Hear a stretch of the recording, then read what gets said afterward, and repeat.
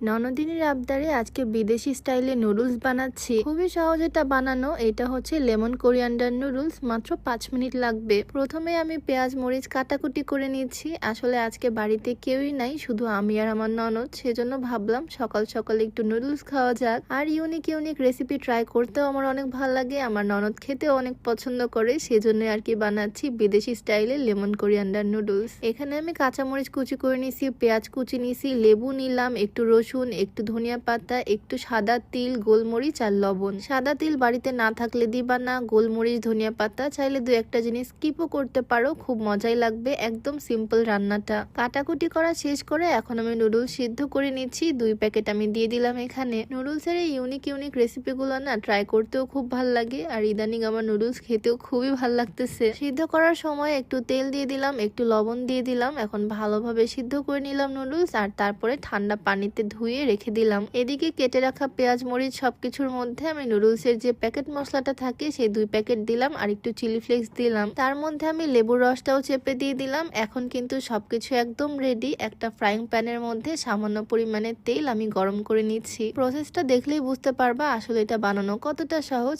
এখন গরম গরম তেল এই সব কিছুর উপরে ঢেলে ভালোভাবে মিক্স করে নিব। গরম ফুটন্ত তেল ঢেলে দেওয়ার পর এটার ফ্লেভারটাও ইনক্রিজ হবে, খেতেও অনেক মজা লাগবে। এখন এই সবকিছুর মধ্যে জাস্ট নুডলসটা মিক্স করে দিব। এর বেশি কিছুই করতে হবে না। এখন আমরা টেস্ট করব, তার আগে আমি আমার ড্রয়িং রুমটা একটু গুছিয়ে নেই। আজকে যেহেতু বাড়িতে কেউই নাই, তাই সব কাজ আমাদের দুজনকেই করতে হচ্ছে। আগে তো সোফা কভার আমি একা লাগাতে পারতাম না, আমার হাজবেন্ডের হেল্প লাগতো, বাট এখন লাগাতে লাগাতে একদম অভ্যস্ত হয়ে গেছি, নিজে নিজেই পারি। আমাদের সোফাটা যেহেতু অনেক পুরাতন, তাই সব সময় আমি কভার লাগিয়ে রাখি। একদম অরিজিনাল তুর্কি সোফা কভার এইটা। আর এটা কিন্তু বারবার ওয়াশ করে লাগানো যায়। এটাতে 3 বছরের কালার গ্যারান্টি আছে। একদম অরিজিনাল তুর্কি সোফা কভার। অরিজিনাল তুর্কি sofa cover by RSHD page থেকে তোমরা পেয়ে যাবা। নাম্বারটাও স্ক্রিনে দিয়ে দেওয়া থাকবে, পেজটাও ক্যাপশনে মেনশন করে দেওয়া থাকবে। আমাদের সোফা তো সেই পুরাতন যুগের স্টাইলে করা। তোমরা চাইলে যে কোনো শেপের যে কোনো ধরনের সোফার জন্য যে কোনো কালার অর্ডার করে দিতে পারো। ফার্নিচারটাও ভালো থাকে আর দেখতে অনেক সুন্দর লাগে। সবকিছু একদম নতুন নতুন মনে হয়। যাই হোক, ড্রয়িং রুমটা সুন্দরভাবে সাজানো গোছানো কমপ্লিট। এখন আমি আমার রেসিপিতে ব্যাক করি। গরম তেল দিয়ে যে মশলাটা আমি মিক্স করে রাখছিলাম তার মধ্যে আমি সিদ্ধ করা নুডলস গুলো দিয়ে জাস্ট ভালোভাবে মিক্স করে নিচ্ছি। রেসিপিটা কিন্তু একদম ইজি, এইভাবে কমপ্লিট হয়ে গেল। আর এখন গরম গরম সার্ভ করলাম আমার ননদের কাছে।